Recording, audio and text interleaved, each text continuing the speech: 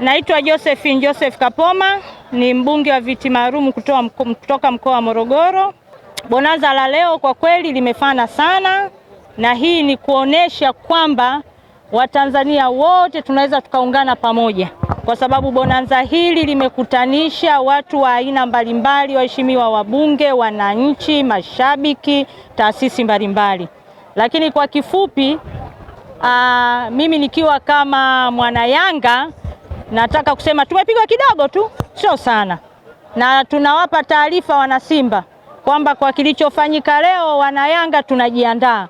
Kwa hiyo tukutane bonanza lingine, habari yetu sisi wana Yanga mtaipata.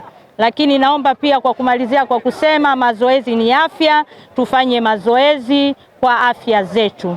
Lakini kwa yote amani yetu ndio umoja wetu. Nimeshiriki kukimbia mita 100, nimeshiriki volleyball ya wanawake, nimeshiriki kupita kwenye pipa. Nimekuwa mshindi namba 3 wa mita 100 na nimekuwa mshindi namba 3 wa kupita kwenye pipa, na kwenye mchezo wa volleyball tumekuwa washindi namba 1.